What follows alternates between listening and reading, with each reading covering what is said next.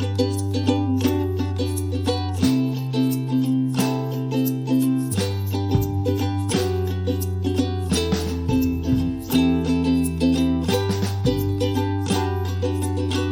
back, fellow travelers, to another episode of the Never-Ending Adventure podcast. I'm one of your co-hosts, Russell Tindall. As always, with me is DJ Natty P coming at you live from Atlanta, from my office where I've been all freaking day.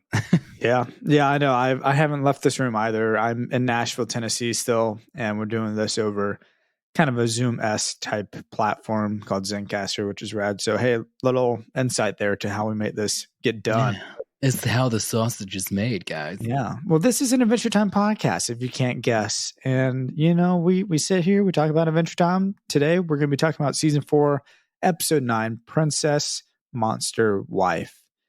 Ned, before we get into it, how have you been? I've been good. Man, it has been a long January leading into February.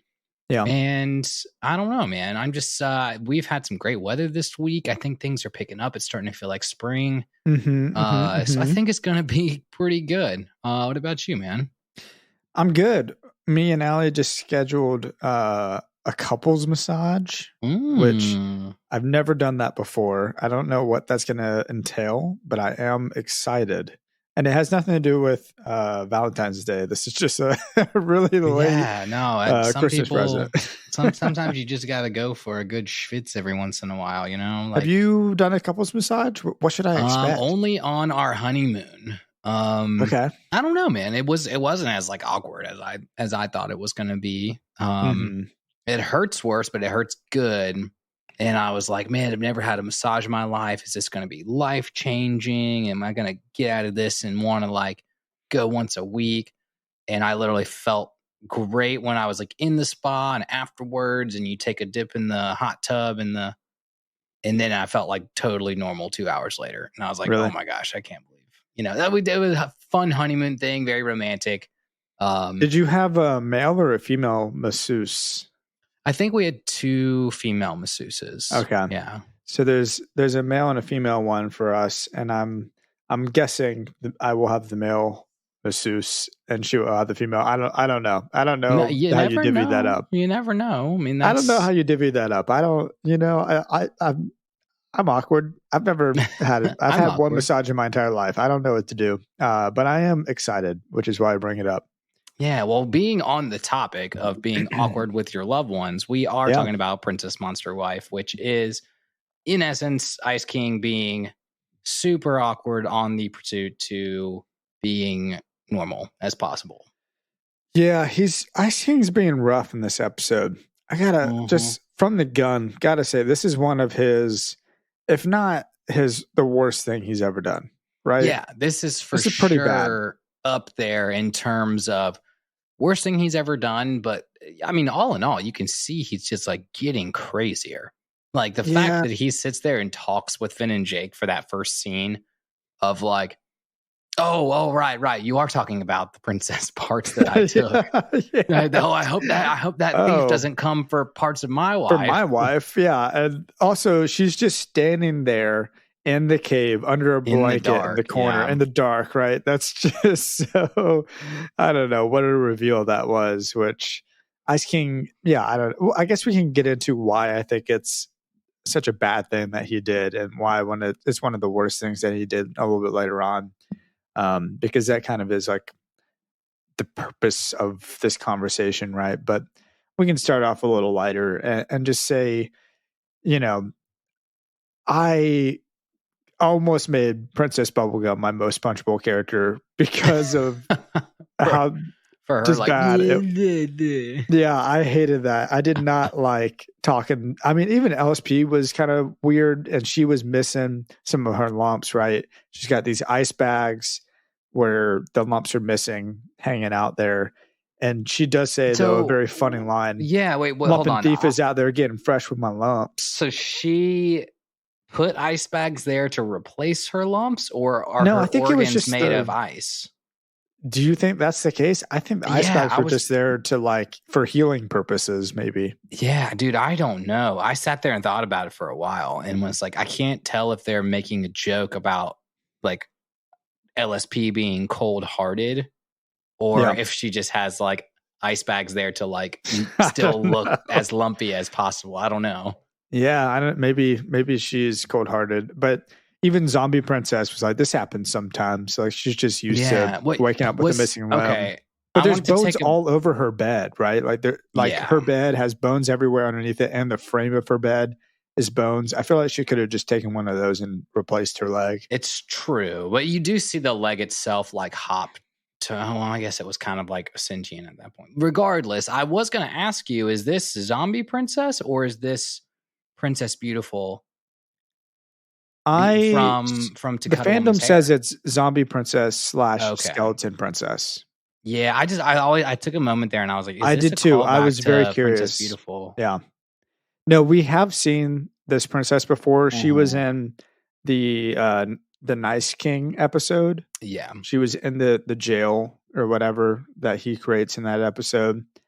So we've seen her before, but she's not like a big character. We only get one new princess in this episode, which was Princess Elbow. Elbow Princess? Yeah. Yeah, Elbow Princess, which I was like, maybe they're making a joke because he's stealing parts of the bodies of the princess, and he doesn't steal Elbow Princess's elbow. He steals like part of her gut, which I thought was funny.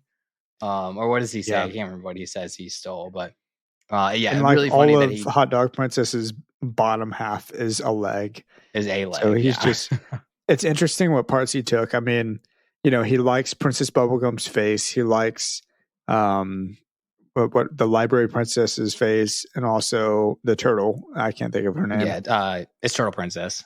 Turtle Princess. And then I believe I read somewhere that he took the heart of the Doctor Princess. It was like, her heart and intestines, he said. Intestines? Very odd. Dr. Princess. Yeah. So who's not actually a princess. She's not a princess. Oh, that's right. She's not actually Gosh, I forgot. Her name is just Dr. Princess.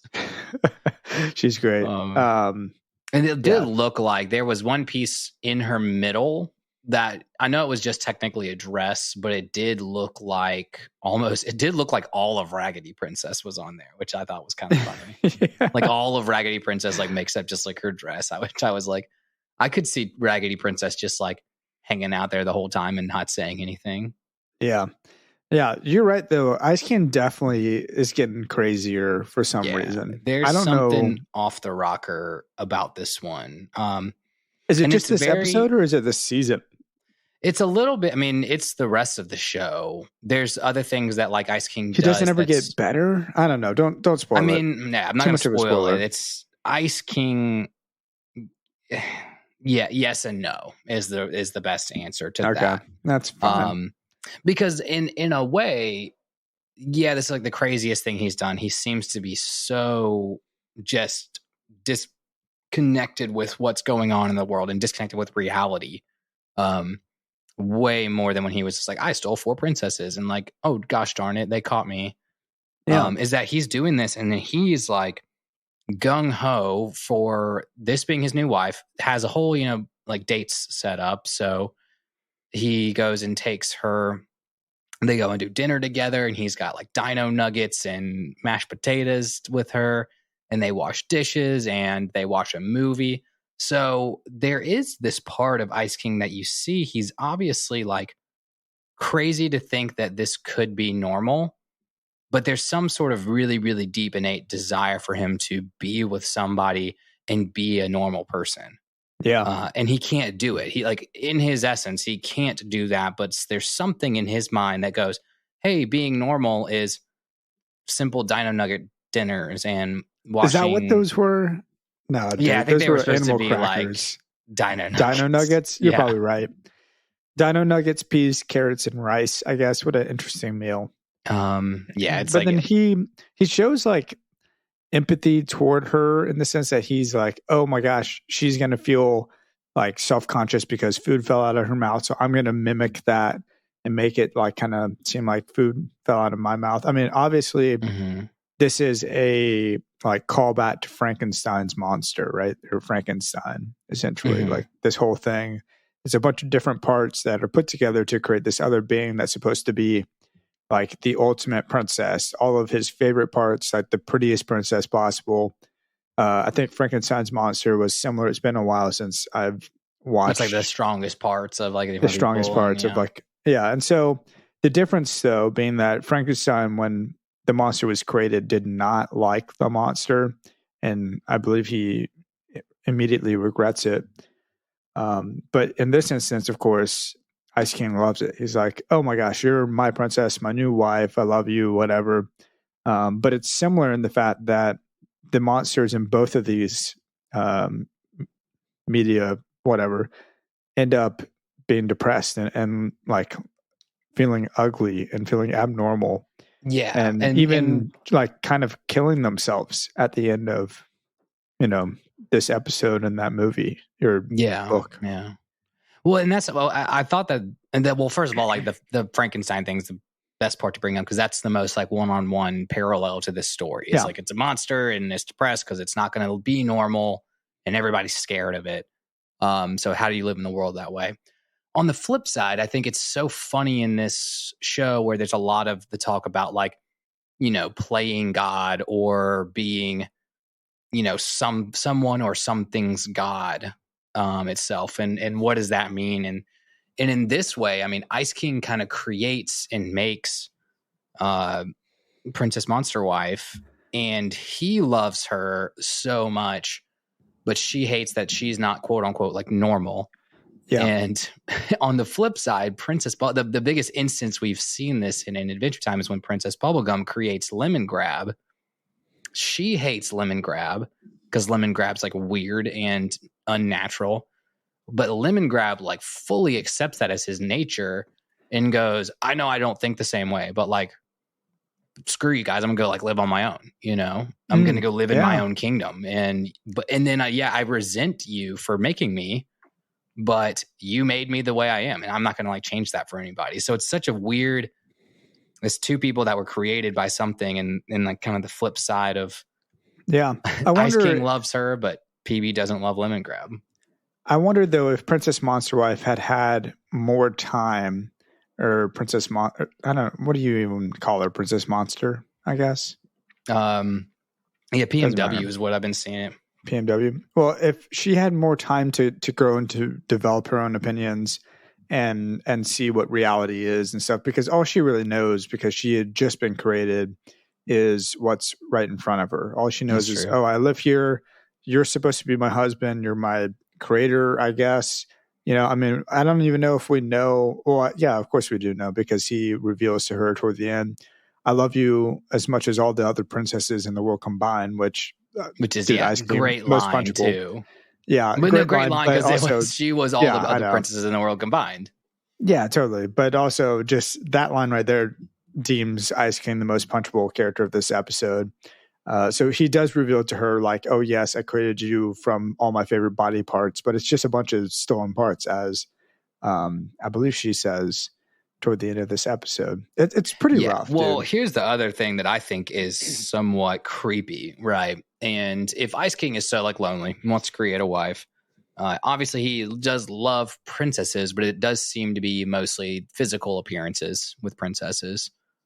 That if he has the ability to take like organic matter or whatever, ooze organic matter is, like bubblegum and hot dogs and dead people and muscle princess, that he can like take that off and combine it and make he could have just done that with like a bunch of other organic matter, I feel like, and made a wife. It didn't have to be. So there either is, I don't know, there's some, an I've ice got wife. some theoretically speakings that I'm going to save for the second half of the episode. Okay. But he does seem like if this is a solution, there was probably a less creepy way of doing it, of going, hey, I still love my wife if her body doesn't matter. But he's like, oh no, but I like picked Slime Princess's butt because I liked that the best. I'm like, okay, that just makes it, like what you said, most punchable right there. Yeah, without a doubt. And I guess let's talk about bodily or body autonomy a little bit, as I've already kind of discussed a little bit about that power dynamic that Ice King has over the Princess Monster Wife. So essentially body autonomy, and this is a very elementary definition and also my own limited research that I was able to do about it. But simply, it's one's ability to demonstrate power and agency over choices concerning their own body. So in this, Ice King, he took this away from the princesses, being, Princess Bubblegum and all these other princesses whose parts were missing, because they didn't have the choice to not have these parts taken from them. So he does that at first, right? Then he creates Princess Monster Wife, and as her creator, he has influence and power over her. He takes advantage of this with his authority by making her his wife and telling her what is normal. And so you see similar tropes to this kind of in movies with robots, where they're created and they're told what to do, and then they're destroyed at the end once they have these desires of their own, or they start to figure out and rebel against their creator's purpose. And so sort of, in a sense, basically, Ice King, terrible, got to be one of the most villainous things that he's done, totally taking control and advantage over this creation that he made. And clearly, I mean, it's just sad to see throughout this episode how it affects her, how every moment Finn and Jake they're passing out every time they see her, right? Yeah. And you get a moment when a penguin throws up because let's talk about my lovely of the episode and the tops of the episode. Lovelies had to have been all the penguins. Gunty, Gundo, Gondo, Gunther. Yep. All of them collectively. And then the tops was when the penguin just can't help it. And she blows the kiss and he just goes, but yes, I did not want to laugh at that, but I do totally think that was such a funny moment in this episode. It was because all the penguins were trying so hard and he was just like clapping, and then all of a sudden was just like, yeah. What is Ice King? He threatens them right before they do the fashion walk. Yeah. He says he's going to spank them all.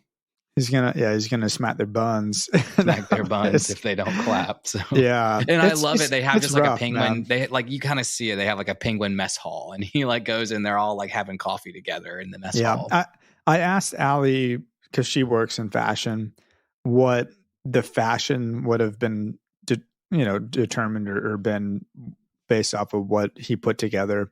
And she was just like, oh yeah, it's like anti-fashion. That's the only way she could describe it, or like a deconstruction of fashion, essentially. And it is interesting that he puts together a whole bunch of different parts to like make her feel beautiful, because she's a whole bunch of different parts, I guess, was his thinking. I don't know. But Finn and Jake, of course, pass out in the sight through the mirrors. They're like trying to very much do a Medusa style. I thought it was going to work, but I don't think it works that way. Dude, one of the penguins also broke a chair over his head. Yeah, it was that whole scene was just kind of great. But that's as much as your point, kind of leading up to that too, and leading up to the fashion show, he took away the princess's bodily autonomy. He, I guess, but the thing is, he's being incredibly sweet to her. And like, again, it's more of like, I think going back into the Ice Kings, to love somebody, let's be normal. Which I thought was essentially where Princess Monster Wife kind of like lost it at the end. She was like, I'm not normal because of the way I look. And the Ice King was like, well, no, like, look, we can be normal. We are just like those people. And that was my kind of big overarching thing, was like, yeah, when people are told, hey, this is the normal thing to do, go do it. That's why we get boring as adults. That's why in the TV show that they're watching, it just looks like the most vanilla looking little cartoon family and a cat. Is that like society's view of what's normal is what makes people depressed, either for standards that you can't ever reach. Again, Princess Monster Wife doesn't think she can ever reach that standard just because of the way she looks. And so Ice King's pressure is very sweet on like, let's be normal. But I don't think what he understands is that his normal could be anything. His normal could be, and really the best part about that was when he flew her through the ice caverns and sang her a song. That's him just being raw. And that was like the sweetest moment, is like, that's his normal, not sitting on the couch watching TV, you know? Man, this is so fascinating, Nick, because it feels like you took a totally different perspective of this episode than me and Allie did, or than I did, where I'm like, this episode kind of gives me the heebie-jeebies a little bit. I'm like, it's kind of gross what Ice King's doing, even though he is treating her sweetly. He wants her to feel beautiful and all these things, but it's like the way, just everything that he did, the way he goes about it, it just feels so wrong to me. And I will say, the one, if there is a redeeming, for me at least, a redeeming moment, it is when he's flying over the Ice Kingdom and he's singing, "Let me show you something special." Because it is a pretty interesting, pretty good song. I will say he's got a pre-recorded harmony, which is I do have to say, wild. On that topic, the last line of the song, I'm pretty sure it's still Tom Kenny's voice, like, don't get me wrong, but they sure make it sound a little bit more female. And if I had to wager a guess, it could have been Betty on the tape. So interesting. That's my thought. That would be really interesting if that was the case. In my mind, I thought it was just Tom Kenny, like basically doing SpongeBob. I was like, yeah, sounds like a SpongeBob harmony. It sounds like it did sound like Striped Sweater harmony. Yeah, a little bit. But I like the Betty theory a whole lot better. That's really cool. I'm saving that a little bit for second half. So if we're going to get on Betty theory and how that plays into the bigger picture, let's take our break and then we can like fully open that can of worms. Yeah, I mean, I think what I want to do though, right before we do that, is just the line that you're talking about and the line that really got me of the song. They're both singing. So you have the harmony and Ice King both singing. Every turn and spin, will remind us where we've been, will remind us when we found something special. That's a good line. You know, that's just straight up a good lyric. It's very sweet. It's very heartfelt. If it is Ice King and Betty, though, gosh dang, that's good. Yeah, I think that's a song they used to sing to each other. On the rest of the show. So we're gonna for the rest of the show, but not this episode. I'm sorry, for the rest of this episode. I don't know. No, I still feel the way I feel about this episode. Ice King in the past, that's very sweet that's sticking around in his head. But yeah, let's go to our commercial. Good evening, Ice Kingdom. I am here to invite you down to the Gunter Gunty Gundo Gondo Penguin Fall Fashion Show. Come on down to see all of the favorite, sexiest penguins we have sport the fall's latest fashion trends, all in black and white. Louis Vuitton, Yves Laurent, and Gabbani, they'll all be there, all decked out in the sexiest black and white this season. It's going to be the who's there of who's there in the Ice Kingdom, so be sure to pick up your tickets before they sell out. And if you don't, well, I guess you're just a loser.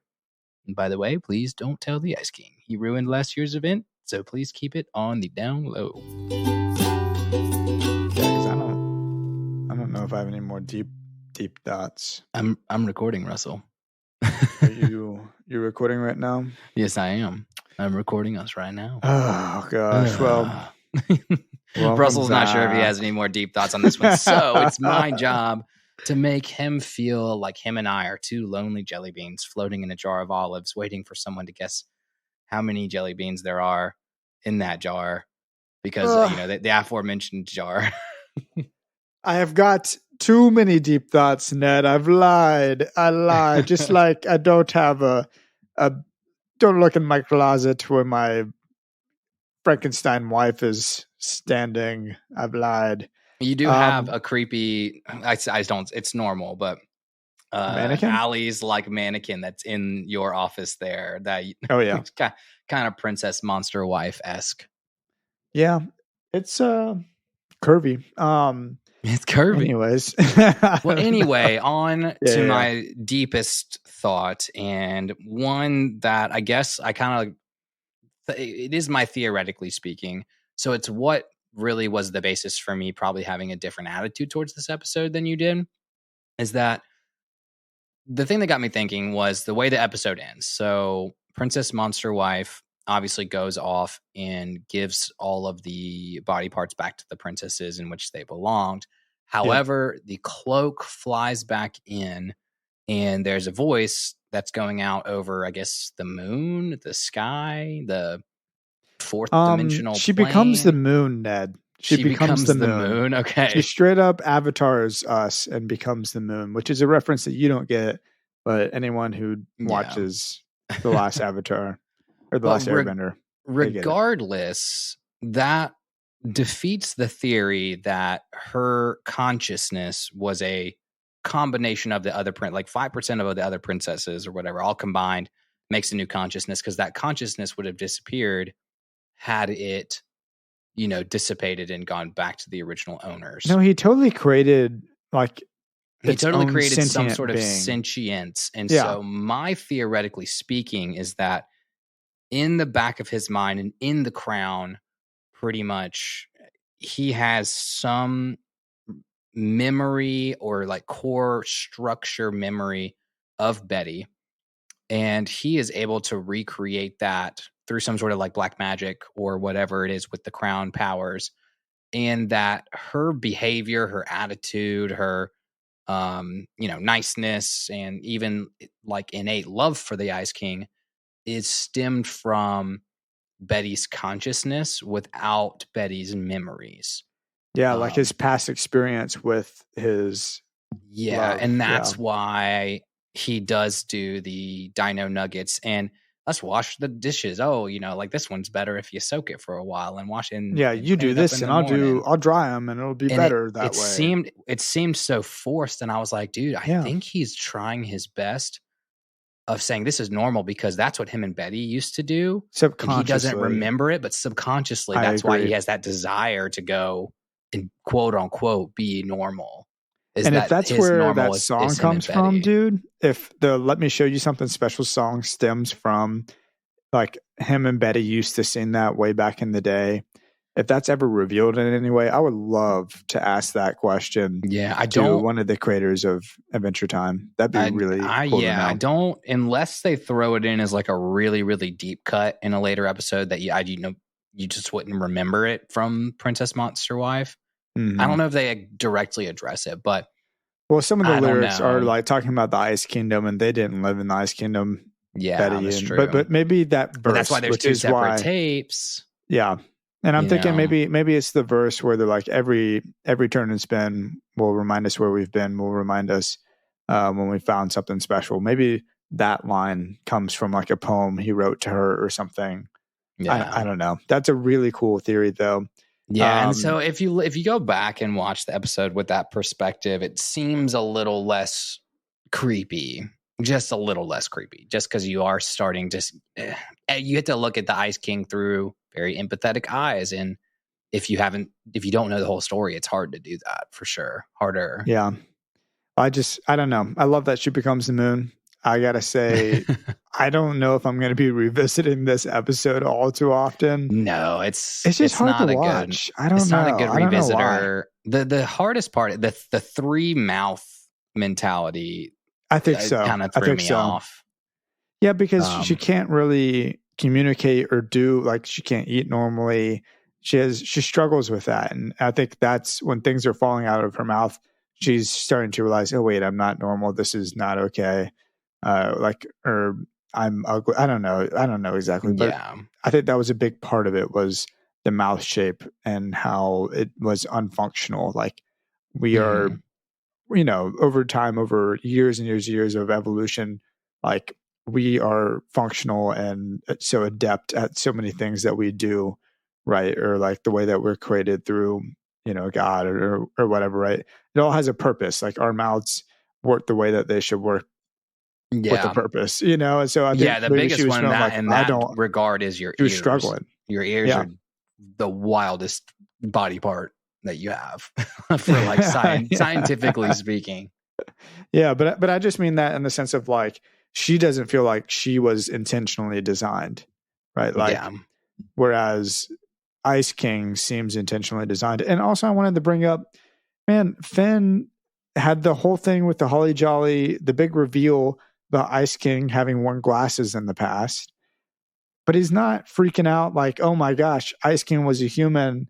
Like, this is the first time we've seen Ice King back with Finn in the same episode, and he treats him the same. He doesn't treat him any differently. he goes into it going, you stole a bunch of princess parts this time. So yeah, there was like he's a purpose for going the visit. into it thinking this is just the same thing. Like he's just stealing princesses again. We're back to square one. So I just wonder if they've had other interactions we haven't seen in the past couple months. Yeah, that's a good thought. Probably more than likely, probably some like generic stuff, but maybe not. Maybe they go on seasons of. Obviously, too, the other cool part of this episode that I think we don't really conceptualize all the time is that we see Ice Kingdom and we see it's like his little square mountain or triangle mountain. I don't know shapes.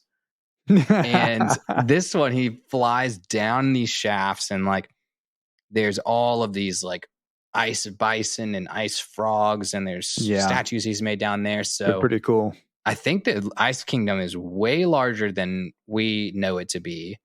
And there is like, it also goes all the way underground. So like the Ice Kingdom is more even subterranean than surface level, which is cool, I think. Yeah. I hope. That is cool. Dude, we actually talked about this a little bit on break, how much me and Allie have been watching One Piece. And the reason I bring this up is there is a very interesting parallel for anyone that is a fan of One Piece. And I feel okay tangenting on this a little bit because it's so like paralleled. And also One Piece is the biggest anime in the world. So I'd assume a lot of people who listen to us probably have seen it. But anyways, the Thriller Bark arc with Dr. Hodback and his creation Sindri is very similar in this, in that Sindri was previously this famous actress who died, and Dr. Hodback had fallen in love with how beautiful she was, right? So he went and he stole her body and brought it back to life kind of in a very similar way by using basically the shadow of his boss has the ability to manipulate shadows, which kind of act as souls. But anyways, to bring back Sindri as someone totally different personality entirely, but she is still that body. She looks just as beautiful, though kind of zombie-like, that she did in her previous life. And I just couldn't. I'm sitting here watching this episode. I'm just like thinking about that the whole time. I'm like, man, this is so similar. Like Ice King took his favorite parts of these princesses. Mm-hmm. Dr. Hodback just was obsessed with how beautiful this one woman was, and their personalities are totally different. None of that mattered to either the Ice King or to Dr. Hodback. It's all about the looks, the appearance, and I don't know, just a very interesting parallel and two pretty cool shows. Yeah, the opposite of Lord Voldemorting somebody when Lord Voldemort didn't care about his image at all, but was brought back to life through weird little like spell ritual things. I just wrote down a note that I was just like, did he like Lord Voldemort Betty back to life in the body of all the princesses? Yeah, maybe if you had given her more time to kind of develop, right? Maybe her personality would have came out a little bit more, and she may have had flashback memories to, if that's a theory you want to throw out there into this podcast. I actually thought about that in the realm of like, was it the movie? I can't remember much of Corpse Bride, where, bringing someone back to life, it's like they could come back as the same personality, but they lose a lot of like the memories of their quote unquote past life. So they're kind of just like a similar personality to starting a new life. And that person may not love you. And, everybody regret like the Harry Potter story about the guy that's brought his wife back to life and she just was never the same because she knew she wasn't like meant for this world per se. So I think putting sentience, playing God in any kind of capacity, playing Frankenstein is probably a bad idea. Yeah, probably not the best idea. Even though it's totally hypothetical and nobody's actually ever done it before. So yeah, I know. I do feel bad. We're saying it as if it's like true science. It's not.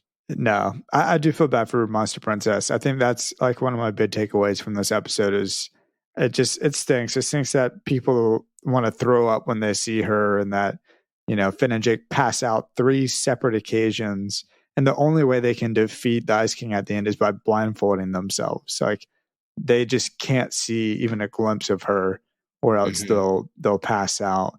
And at the very end, she does have something very sweet. I think you mentioned it a little bit earlier in this episode.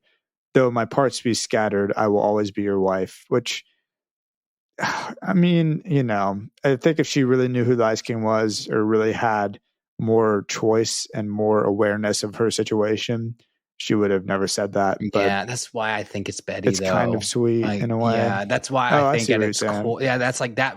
The line at the end, like, nailed the coffin for me. I was like, okay, I will always be your wife. That it's kind of like this essence of Betty that's kind of making the Ice King go crazy, on the inside. Of like, that's why he's on the pursuit. Like, princesses will never be good enough, and everybody that he finds can never be good enough because it's not her. And I think he doesn't know that yet. Wow. So yeah, a real deep, true love with Betty. And also, gosh, what a tragic, the way that all went down in the Holly Jolly. I mean, when we see where she's just I don't know. It still bothers. I feel so sorry for Ice King. I'm just glad that we get to talk about it a little bit more without me having to prerequisite a spoiler drop every time. Yeah. I do feel bad for Ice King, but in this episode, I do not love Ice King's actions by any means. No, I don't blame you. I think that you have every right to feel how you did, but I just wanted to open up that thought process, because pretty much as we start getting into everything after season 5, you have to almost look at everything going on with Ice King at any point has to be looked at that through that lens. Okay. Of wizard madness, wizard sadness, his history with Betty, Orgalorg, freaking lich stuff. It all just opens up, man. Cool. That's awesome. Now, what'd you think of the little kitten? Well, you finally got to see that little cat again. I was wondering when and if he was ever going to come back. So we saw him twice in this one, 2 or 3 times. Yeah, I think so. I mean, just the fact that we saw him at all, because he seemed, when he was born from Gunter's egg, I was like, dude, this is the all powerful being, right? This has got to be. The cat's just hanging out, just chilling. Yeah, I thought it was. I liked the callback because it was such a random moment from season 1 when Gunter gives birth to a psychedelic Chamber kitten. of Frozen Blades episode. What a great episode that was. So it's cool that the writers wrote in that the cat's still hanging around. I don't think anything else dramatic ever happens with the cat, though.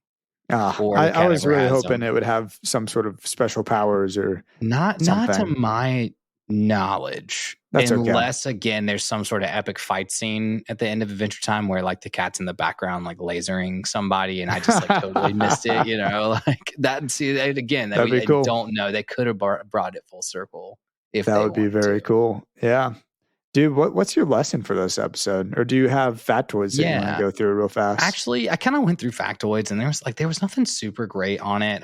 There was a good thing to call out that Princess Monster Wife was the first monster that Finn and Jake were unable to fight at all. Ever. Dang. So that's they I guess they wanted to, but they were unable to fight this monster. It's the first one ever. I'm trying to think of other monsters that they couldn't defeat. No. But they just couldn't even fight it. They couldn't even fight that monster. Yeah. The second was when she puckered her lips during the fashion show. It was funny because remember when LSP drank the antidote for, and then got the sexy the zombie lips, antidote. The zombie, yeah, and she jumped out the window. Yeah, it looks like a big donut and puckered lips. So when Princess Monster Wife blew the kiss to the penguin, the lips looked just like that from that episode. Yeah. But that was That's kind funny. of the only 2 really factoids I picked up from this one. Nothing, everything else was fun, theoretically speaking, not factoids. Yeah. Cool. Dang, what about you? You have facts, or you just got lessons? No, I just got a single lesson that Ice King still kind of sucks. He still kind of, yep. He still kind of sucks sometimes. That's true. I have 2. First one, obviously, is a little cliche. It's what's on the inside that counts. And that's so sweet. Oh my gosh. The one that I did put a little bit more thought into, though, was we don't need to live our lives dependent on other people's definition of normal. You need to do what makes you happy and be you. Be you, especially with your significant other. Don't be like, hey, like maybe we should pick up, crocheting because that's what other people do. We should be more normal. Like, don't ever let that whole like we should be more normal mentality sneak into your life. Like, yeah, go get a mustache. Go shave a mustache right now. Go get a mustache. But everybody, I'm trying to think of like what's like maybe I still have the mustache if you're wondering. Yes, he does. But it still looks good. It will be gone soon, I swear. Is that an Allie decision or is that a you decision? No, what? No, dude, my facial hair is my own decisions. I do whatever the hell I want with it. But she did say, she doesn't hate it. So I'm like, okay, well, I'll keep it for a little bit. I saw a photo of my father from when he was about my age recently, and he had a killer mustache. And I was like, man, maybe I could do that. And it doesn't look as good. It just doesn't look as good. I don't know. Maybe it's because my dad had a mustache in the 80s and it just automatically is better because it's from the 80s. Just with some 80s style and 70s style too. Just the style helps accentuate a better mustache. But I had a green sweater on today and I look like Ned Flanders, if you're wondering what I look like right now. So I had a stash 2 Octobers ago, and I had 1 or 2 outfits that actually like made it look better. So I can say like it's sometimes an outfit thing. But I think I got a turtleneck or two. Just don't Ned Flanders it again. Yeah, but I don't know, man. Maybe the turtleneck vibes. I just need to embrace the like middle-aged 80s dad vibes. Gonna buy some white New Balances and some turtlenecks this weekend. Dude, I'm actually looking for some new shoes. Maybe it's the mustache. Dude, maybe it's the freaking mustache. I was wearing my Vans, as I often do. And I was like, I think I'm too old for Vans now. And I think it's straight up just because I had the mustache. I think it's just the mustache. Yeah, it's kind of like, it makes you feel like, oh, like the shoes don't match my, clothing genre, my vibe right now, Yeah. All right. Well, regardless, thank you everybody who stuck around for this episode. I mean, dude, it's an okay episode overall. In my opinion. Still, it's fine. I think we've done some episodes where we just get ranting and sidetracked in deep thoughts that they end up being like over an hour. But in all honesty, we are expanding upon a concept for 4 times as long as it actually was. So it's still kind of impressive. Yeah, no, I mean, nothing against that, but yeah, regardless, thank you everybody if you're still here and every week that y'all keep listening. I mean, it's really cool to see how many, like the people that are completely caught up on this is our 93rd episode, people that every single week listen to this podcast, us 2 fools talking about Adventure Time is pretty awesome. So thank you, Pat's on bat, as that one Pokemon card opener says. Can't think of his name. But regardless, check us out. Regardless, you can make it 7 more. Just make it to 100 and it feel good. Oof, man. Let's keep going. I want to finish this season at least. Come on, Ned. I'm saying the listeners should at least stick around until episode 100 because it's going to be a banger. And then stick around after that. Bring 10 friends. I mean, stop being selfish. Go bring 10 friends to the podcast. No, I'm just kidding. But do check us out on Instagram at Never Ending Adventure Podcast, TikTok at Never Ending Adventure Cast, Twitter at NEA_podcast. Email us your thoughts, your opinions. Traveler's Log. I love when we have Traveler's Log segments. Please don't be shy. Let us know what episode you want us to talk about or what you're talking about. Send us your thoughts, your opinions, your theories at nea.travelerslog@gmail.com. And we need good suggestions for our special this year. We've had ideas, but we kind of tapped out with SpongeBob movie was the last one that kind of like reaches this niche audience. We all have had like Nickelodeon, Cartoon Network experiences. I don't want to go like too off the cuff and do like weird Disney Channel movies that maybe nobody's seen. I want to kind of keep it in like a fandom type world. So like, I'd love to hear some suggestions of some stuff that's like, again, not too obscure, not like really deep cut stuff, but also not like, like we're not going to review, I don't know, How to Train Your Dragon or something like that. They're a good movie. Yeah, good movie. We're not going to sit here and do 2 hours about it. No, certainly not. I don't think so. Well, maybe. But yeah, I would love opinions and thoughts for that. But then also we're creeping up on episode 100. And I think that deserves a celebration of some sort, Ned. We need to start talking about that. What are we going to do for 100 episodes we could of the alternate.